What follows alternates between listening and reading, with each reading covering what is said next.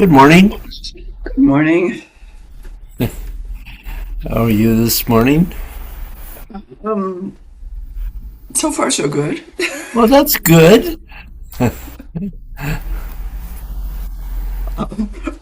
I have a massage at 11, so I'm gonna Yeah. dash out and make sure that John. Actually, I need to go make sure John is stirring because Yeah. he has a OT person coming at 1:30, and it takes him a long time to get up and eating, and Yeah. so I'll be right back. Okay.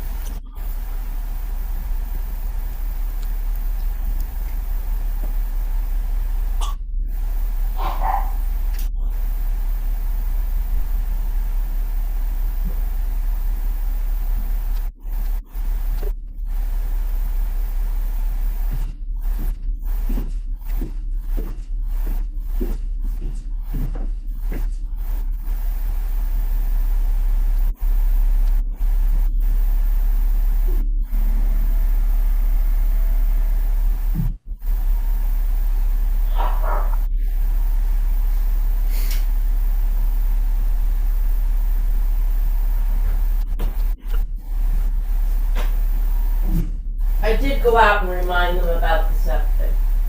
Oh, good.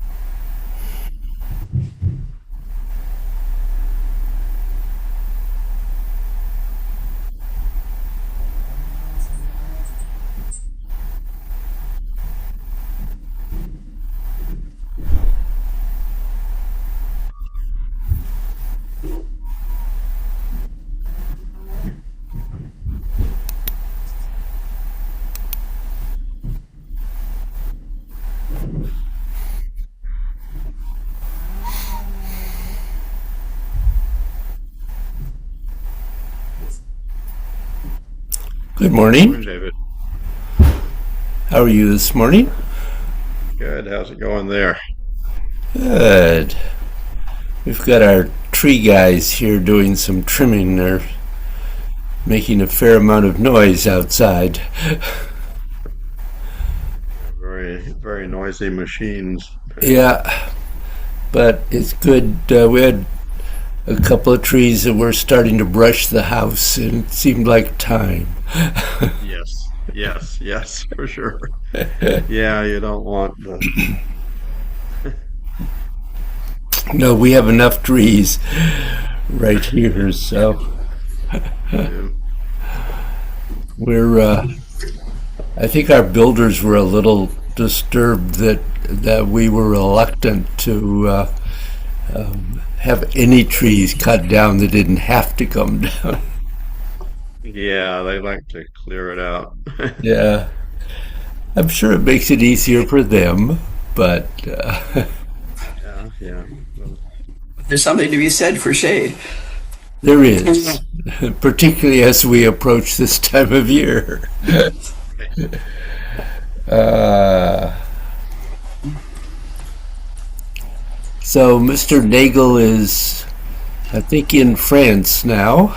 yes, for two sessions worth, I think. Yep.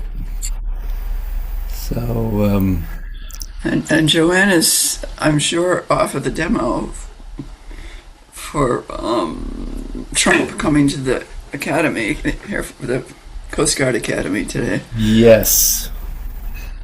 Yes, so it's just you two that I get to beat up today. Yes. Great. Well, bring out the punishment. Well, it has to be pretty long range at this point. Okay.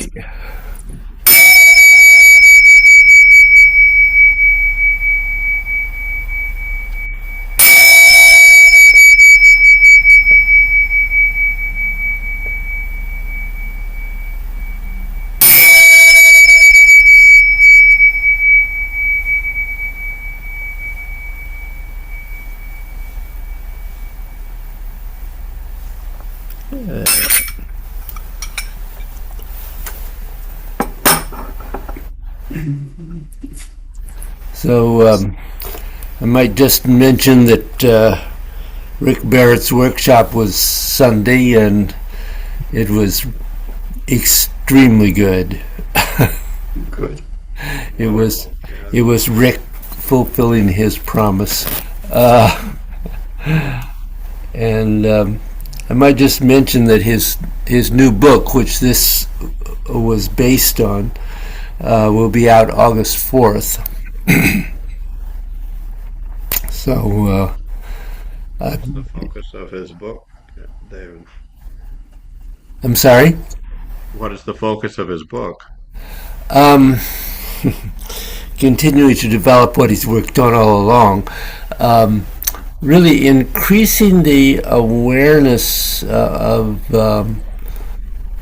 how structure and openness create the possibility to establish central equilibrium and incredible strength and power without involving the muscles.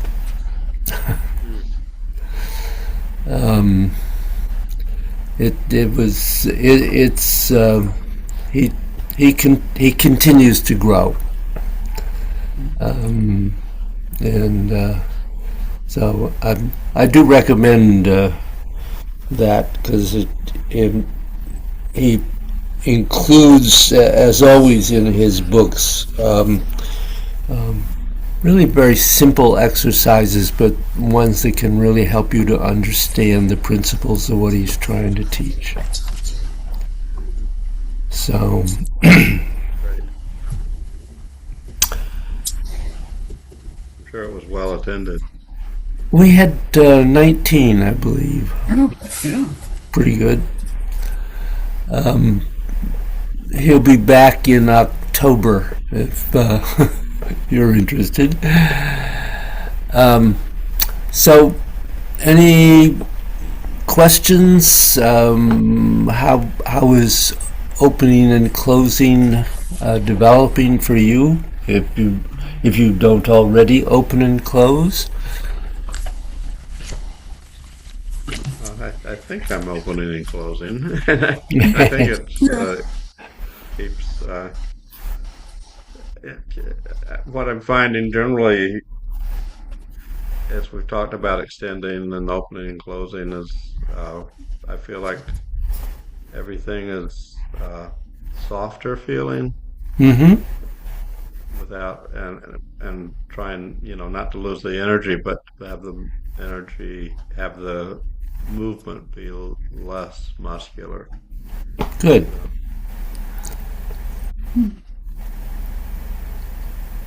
That's certainly a progress. Yeah. Yeah, I don't really have much to say about it. Mm, I've been noticing seven and trying to focus on opening one side and closing the other, and glad it's just the elbows that I'm looking at no, in no. there. Yes. Good. And Yeah. maybe it'll be ultimately easier when we're beyond the elbows, but Maybe. um,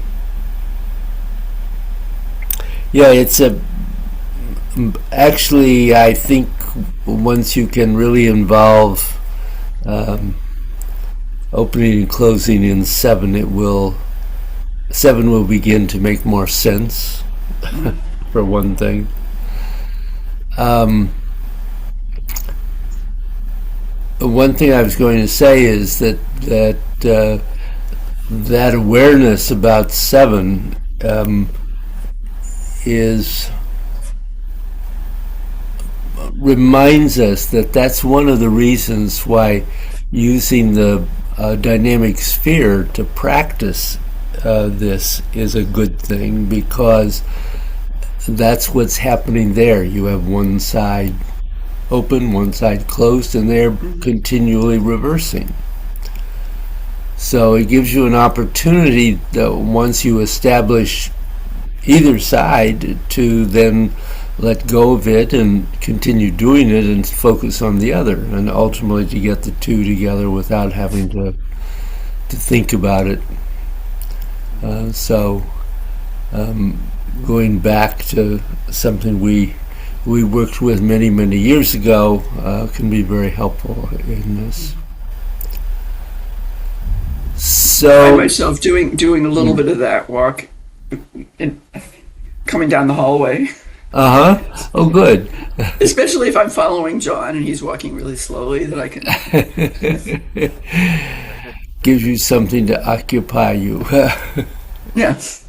Good, good. So, I did mention at one point that while opening and closing can create movement, you can also open and close without really any movement virtually at all. Because basically opening and closing is moving the energy. And while yes, that can move the body when that's your intent, you don't have to. You can open and close without any particular movement. So we're going to look at that first today. So what I want you to do is stand up. This works much better if you're standing. This is one of the ways that all standing practices become really effective and move beyond the physical.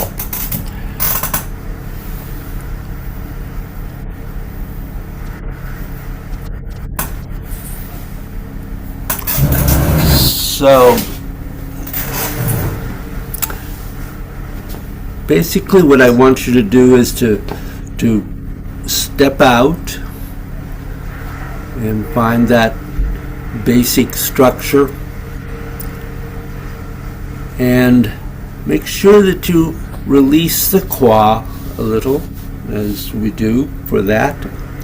And what I want you to do is to open your armpits. Make sure they're open, and let your arms be rounded a little bit. If you notice that my hands are roughly on a 45-degree angle facing inward, and just breathing for a moment, letting yourself relax into this.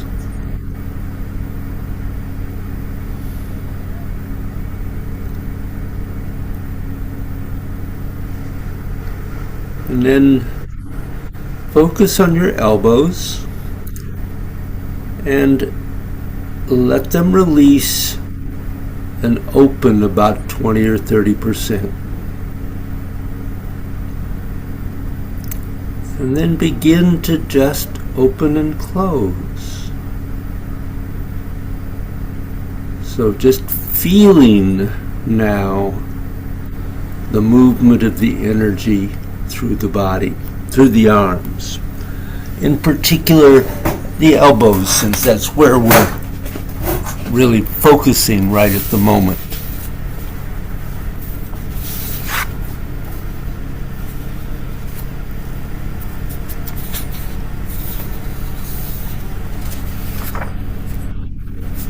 Make sure you're not closing down the area of the wrist, but also opening it.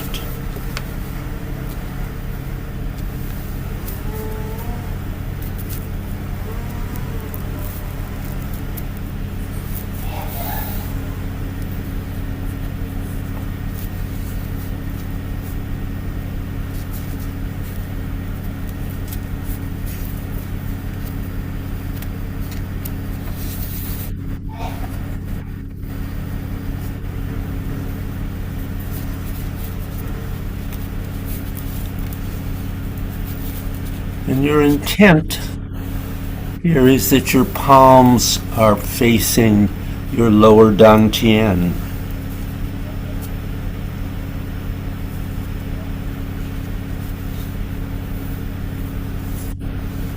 They don't have to lift or anything. This is really more a sense of the intent, how they can connect without being right in front of your body.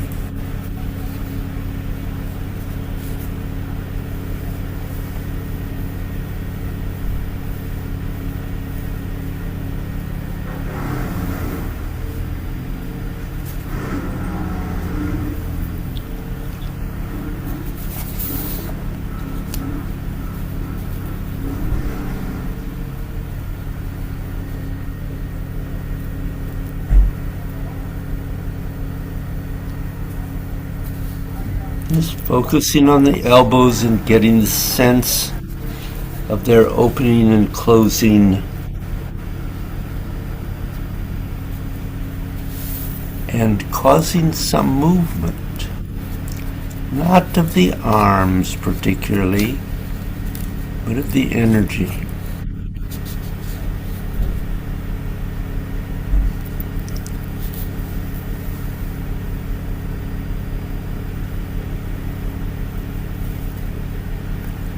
Open your hand may go very slightly lower toward the ground. And as you close the elbow, it can cause your hands to come a little bit closer to your body.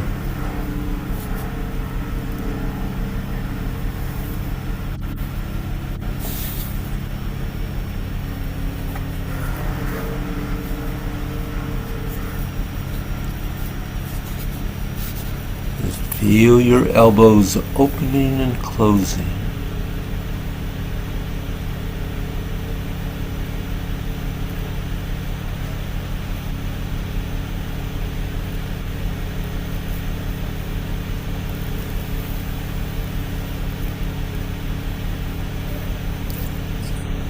Now let that activation of the elbows begin to activate the wrist. So it's opening and closing with the elbows.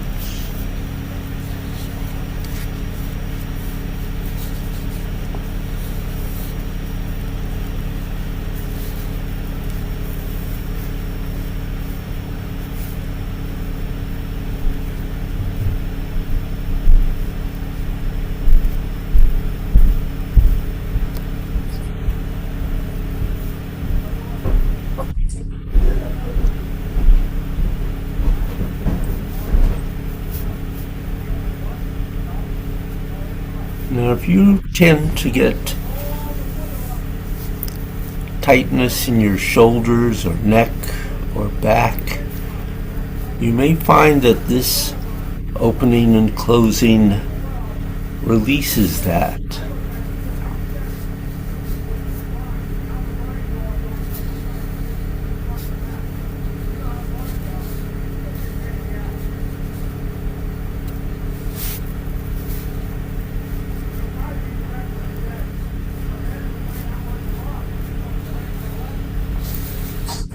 You don't have to do anything. Just open and close.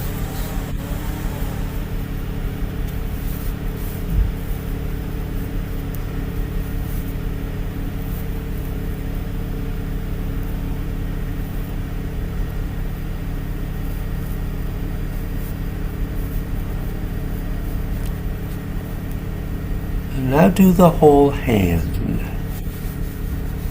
Go to Lao Gong. You may find that when you start opening and closing Lao Gong with the elbow, that you very easily start to open up the whole back of its own accord.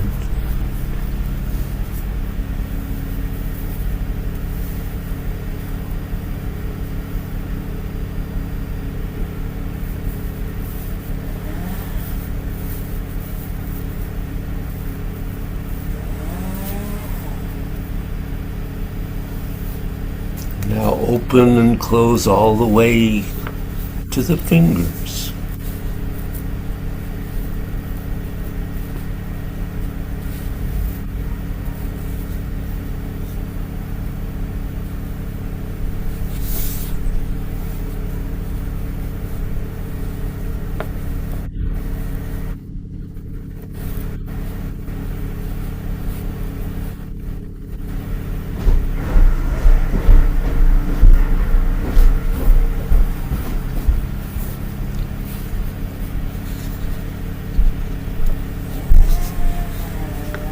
We've been looking at how you get into opening and closing this area.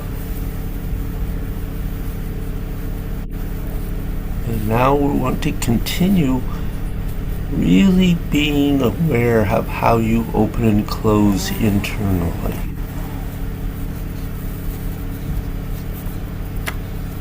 What you do inside your body in order to do it.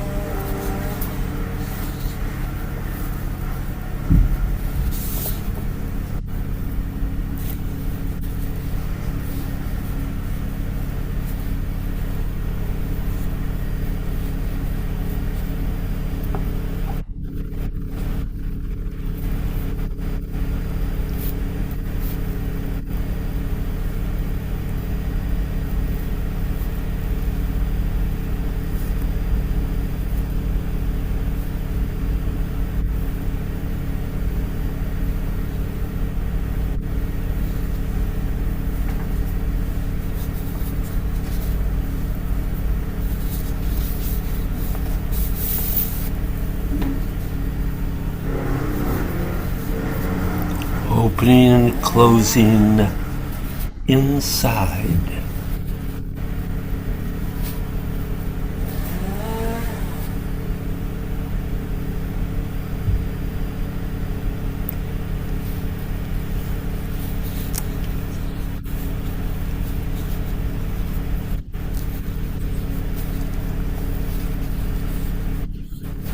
And if for any reason you feel that you have a need to have something move, to let it move, let your elbows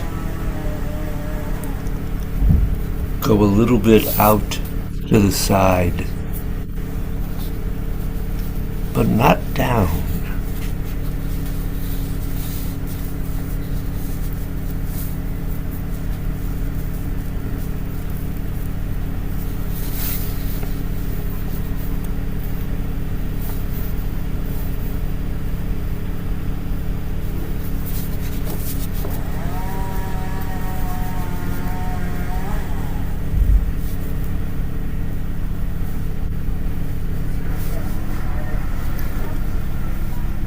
As you get better and better with this, what's going to happen is that as you do this opening and closing, you're going to pull the energy from your lower dantian into your hands, and from your hands back to your lower dantian.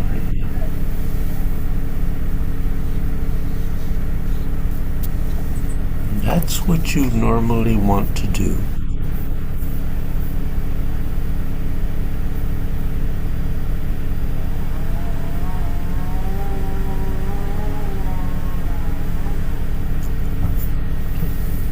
And you can pause and take a break.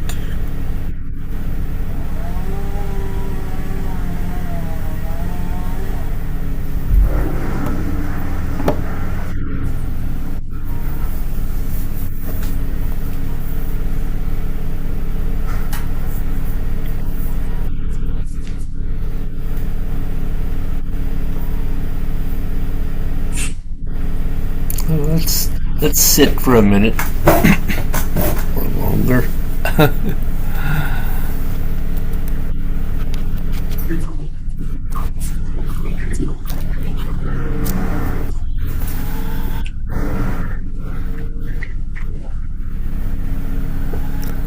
So how was that?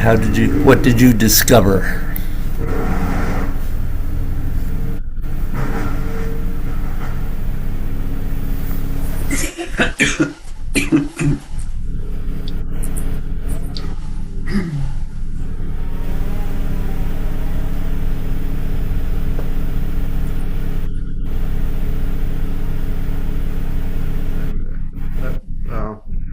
Right at the end when you talked about connecting energy flowing in from the Laogong and Dantian, I was feeling a lot in my hands of that and feeling that,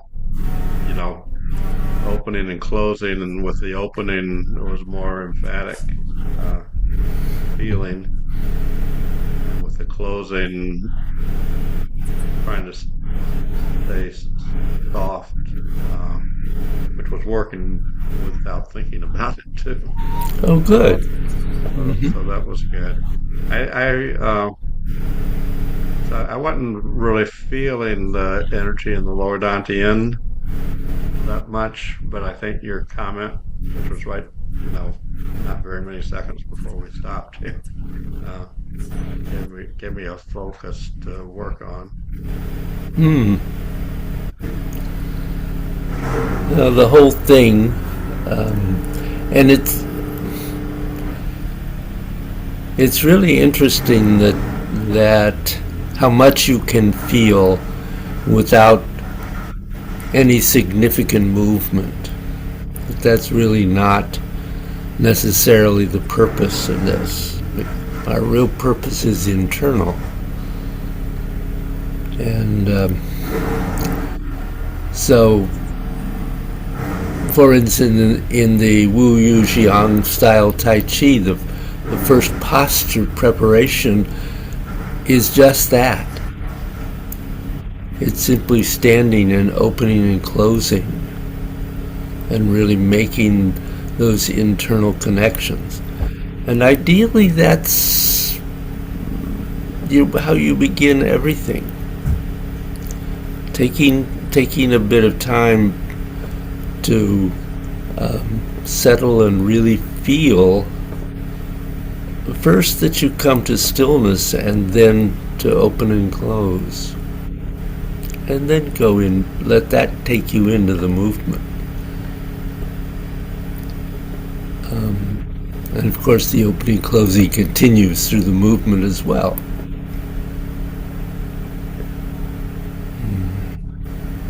Nothing to it. Anything for you, Carol?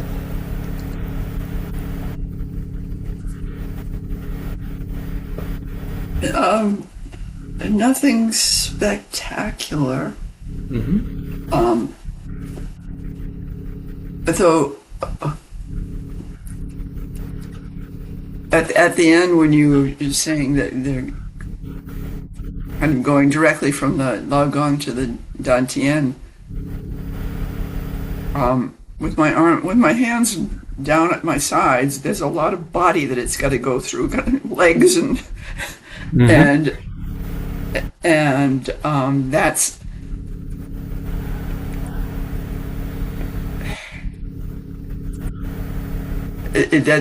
that's not direct. I mean, going within my body from the Ligong and from the elbows internally into the Dantian. That.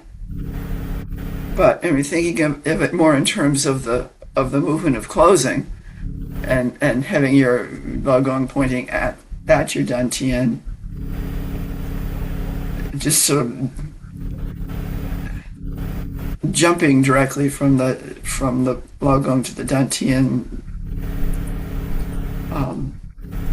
didn't work for me. So it is a little more difficult with the hands at the side than it is, for instance, with the hands in front of the Dantian. But really, they're the same. You're right. There's a little more body in between, but it eventually, at least, does not make a great deal of difference, because your focus is internal and not on having to get through the physical, but accessing the internal. And also, of course, the connection is eventually also going to be through the internal connection, not directly from the hands to the Dantian, but internally through the whole system to the Dantian as well. And when we get to that, that may actually help to feel the other as well. Yeah, well, that I was feeling, because we've been doing something like this for a long time. Yeah. But trying to kind of make that direct connection without them being in it just that was difficult for you to accept. that was difficult for me. Yeah. So I think it's one of those things that if you can allow yourself to accept that it is possible, that with some practice it will happen. When we let our mind get in the way, then that mind can really get in the way. Yeah. So, but I understand what you're saying. Absolutely.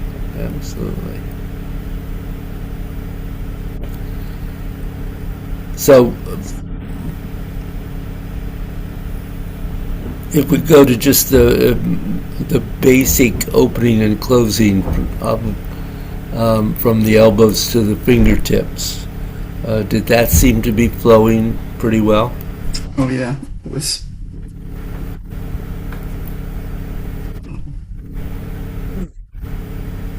quite strong. Good.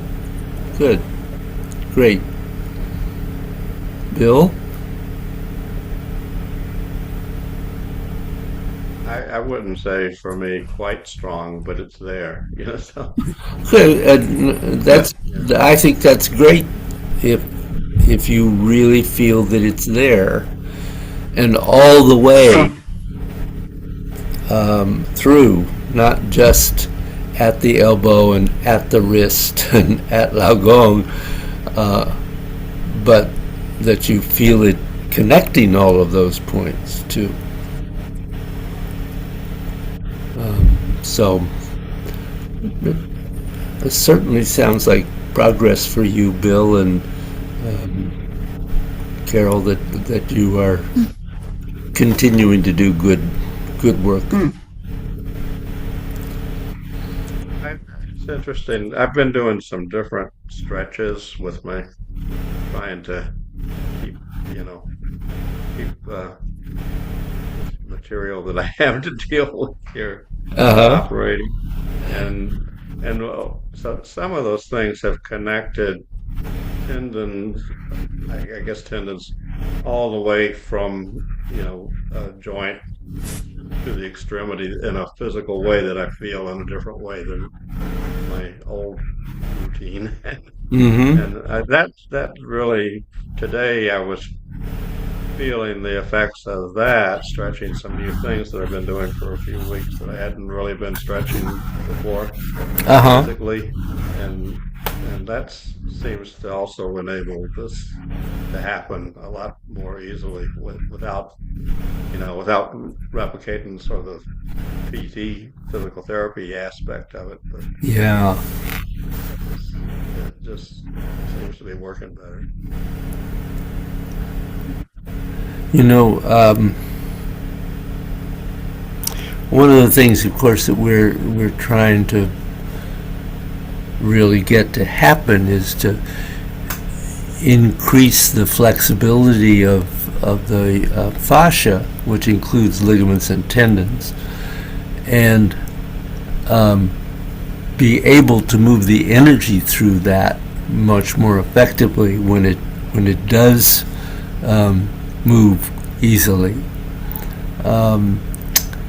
And Rick was telling us some scientists at MIT have found a way to actually evaluate and measure the movement of the fascia in the body. And they, among, I think, quite a few other people, brought him in, and he said he was hooked up to these machines for 6 hours. But he was, they had him doing small stretches of Tai Chi and doing all kinds of things with his internal energy, which he has a great deal of control over. And he's able to separate the different energies, and they had him do the movements without one of the energies, but using all the others, or using only one, and they were measuring how those affected the movement of the fascia. And they were very interested in how well he could do all of that and how he could separate things out. They had studied 3 piano players they were telling him about. It was someone who had studied piano for 5 years, someone studied it for 10, and a concert pianist. And clearly, as each of them developed, their fascia moved more easily. And this Rick does not play the piano, but they had him just doing a 3-note sequence and doing all their various things with him, and they were really, even after all the work they've done that day, he said they were surprised in a way that his fascia related to that was as good as or better than the concert pianist. So one of the things clearly that lets us know is that really practicing, really doing this and really learning to use the internal energy gets the fascia to function much more easily within the body, and that can have certainly a serious impact on health, among many other things, and make it easier to move the energy internally. So I don't know if you needed to know that, but I thought I'd share it with you. That's interesting. As you were talking before you even got to the piano part, I was thinking Rick Barrett has a symphony orchestra and I have a kazoo. Yeah. Well, I think I play it in a few pieces that I play, and I'm practicing a few. And I'd never thought in terms of using my Tai Chi knowledge consciously when I'm playing. Maybe I will. Yeah, you have to think about that. Yeah. Okay, let's see. How are we doing here on? Good. So, probably no surprise. The next joint we're going to work on is the shoulders, and this, of course, involves some some range of complexity. And so, actually, today I'm just going to really do some introducing of what we're talking about in the shoulders. We'll get to the movement next week. So there are a few things that we actually want to get to about the shoulders.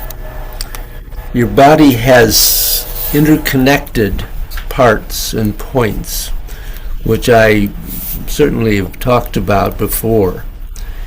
The wrist and the ankles, the hand and the feet, the elbow and the knee, but perhaps the most important in many ways for many people is the shoulders and the hips. And in order to get between your shoulders and your hips, your ribs are going to have to move in coordination with them. Because when your ribs freeze, they will freeze both the motion of your shoulders and the motion of your hips. But even beyond that, there is the fact that in the collaboration of the body, the shoulders are effectively what controls the whole movement of your arms, and your hips are effectively what controls the movements of your legs. And so getting them in some kind of coordination is, of course, good. Now, both of them are connected to your ribs, which are in the middle. So often when people have accidents which affect their ribs, they cannot figure out why their shoulders aren't working very well and their hips aren't working very well. And so what is important is that when you're working the shoulders, to recognize that your ribs are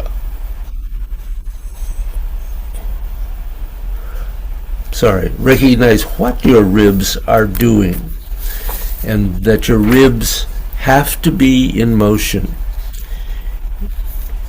It may only be the tiniest bit.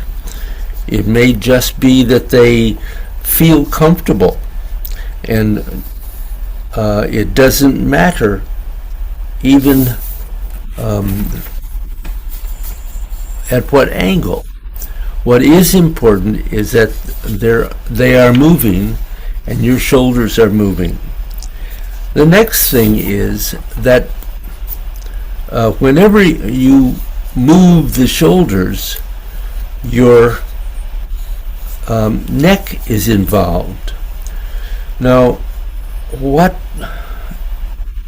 is the ever famous complaint of perhaps an overwhelming majority of Americans and European people?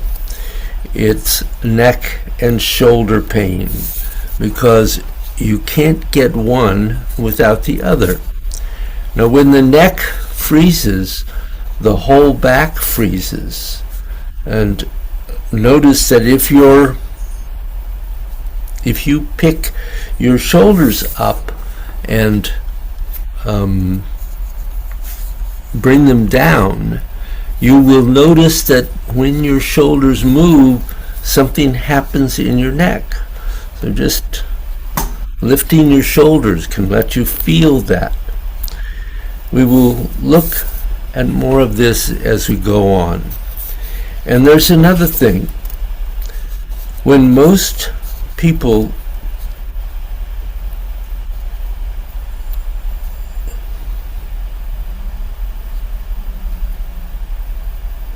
see the word shoulders, they don't have any accurate way of recognizing what the shoulders really are. The deltoids, of course, are part of your shoulders, but what is also part of your shoulders, and even more important, is in back of your shoulder blades. Your shoulder blades, which I know you all know. If you put your arm out in front of you and try to get your fingers to go forward and don't move your shoulder blades, well, not too much happens. You can't move them forward without moving the shoulder blades. So you'd have to just make your shoulder blades go back and forth, and then your arm can go back and forth automatically. They are connected. So when you're talking about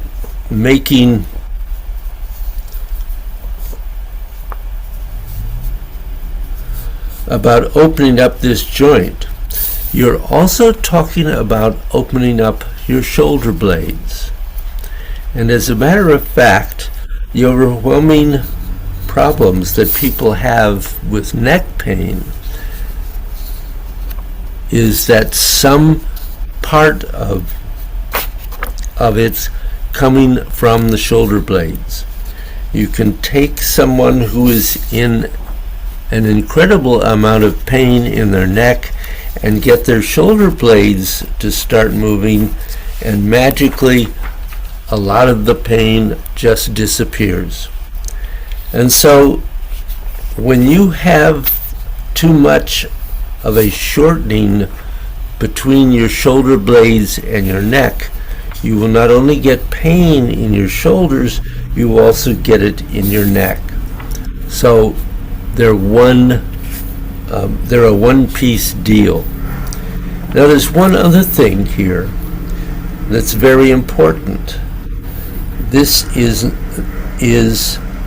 motion with the shoulder blades moving.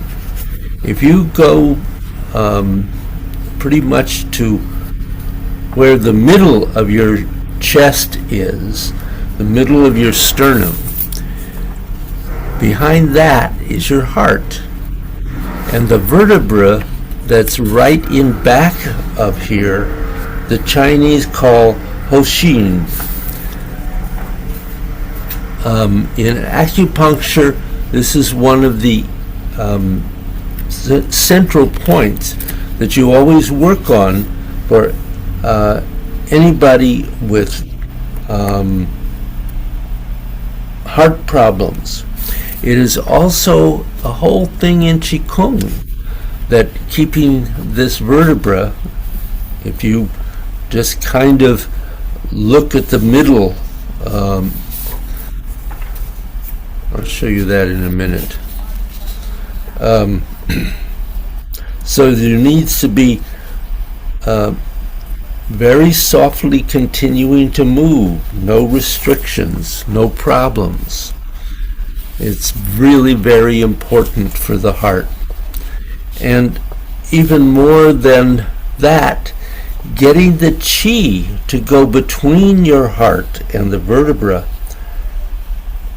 of Hoshin is very important, because when that stops moving in China, through millions of cases of clinical work on people, that very often when that happens, very often within 10 years the person has a heart attack.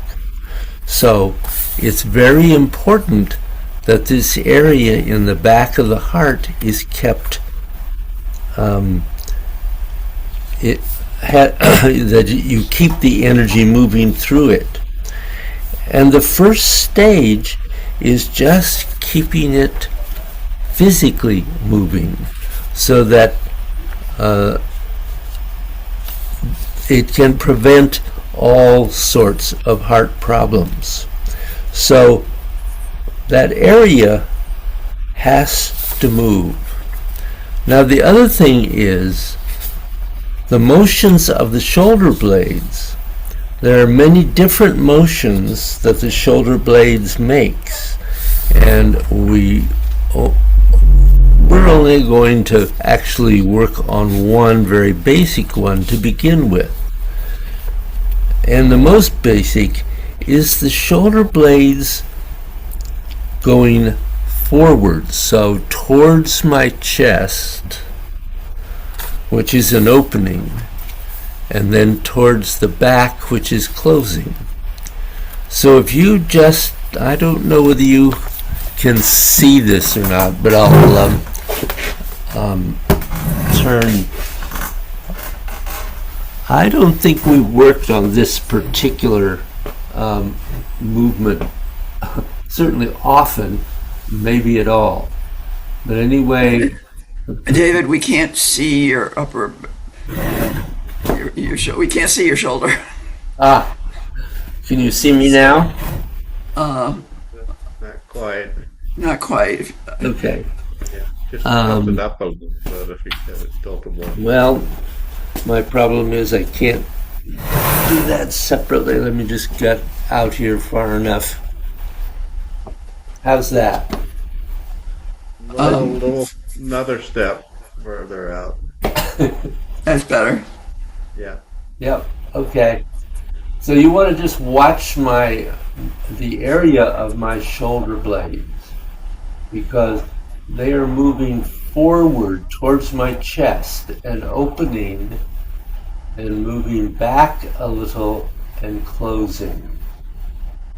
It was a very small movement. You're not going to have a huge movement, but that you can feel it actually moving in this direction. Clearly, we've worked a lot with getting the shoulder blades to move side to side, and you may have worked on circling them or moving them up and down, but this is extremely important for the heart, actually, which obviously is very connected. So if you, oh no, we've done that, David.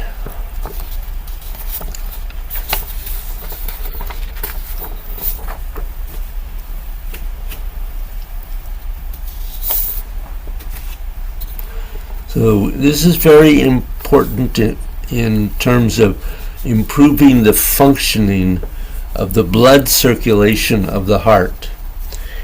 It moves a lot of the blood through a lot of the blood vessels, which helps prevent stiffening or hardening, and it gets it moving through. If your body, if your blood vessels have a lot more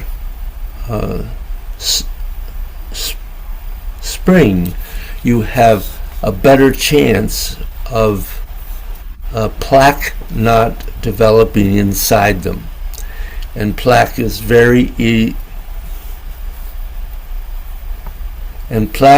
what causes all kinds of heart problems. So I just wanted to give you some background here on the shoulders so that you understand that when we discuss the shoulders, we're not only discussing just this area. We're also discussing the shoulder blades, and eventually, when we get to the next stage, we're also discussing the ribs. So, any thoughts there? I'm not going to try to actually take us into any of that movement today. But one of the things you can do is, of course, to stand and open and close, and also begin to see if you can move the shoulder blades forward and back, even though the movement is very slight, because you can begin to feel the opening and closing. And obviously, eventually it becomes much more of an internal movement, energetic movement, but you have to start, as we often do, with the physical. Any questions there? Yeah, I know you said it, but which is opening and which is closing as your shoulder blades come towards the front is opening, and you're closing when they go back.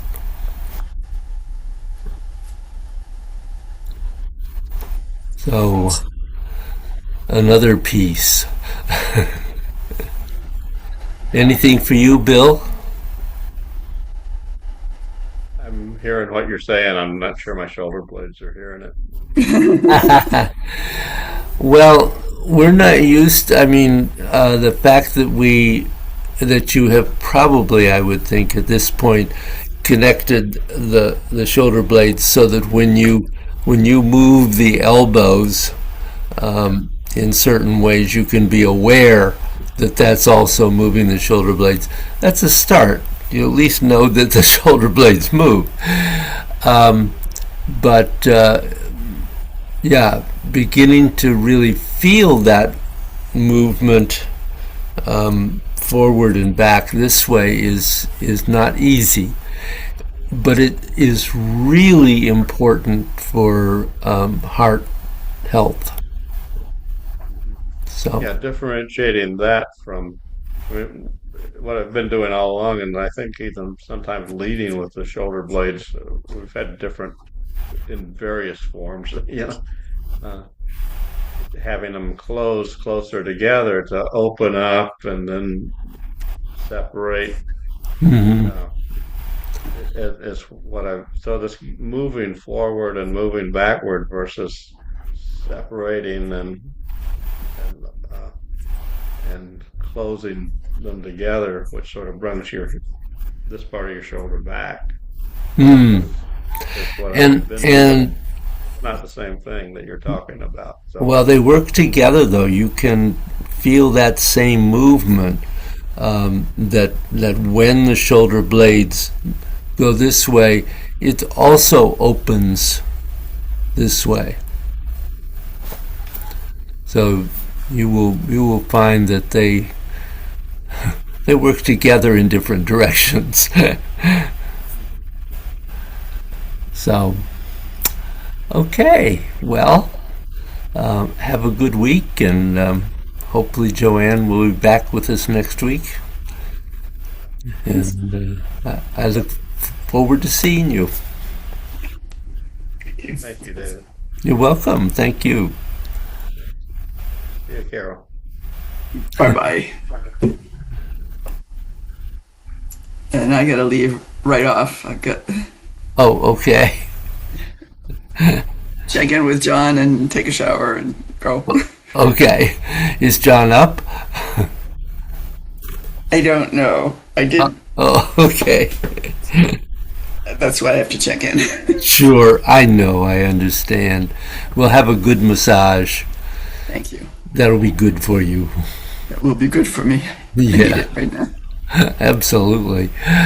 Take care. Bye-bye. Bye.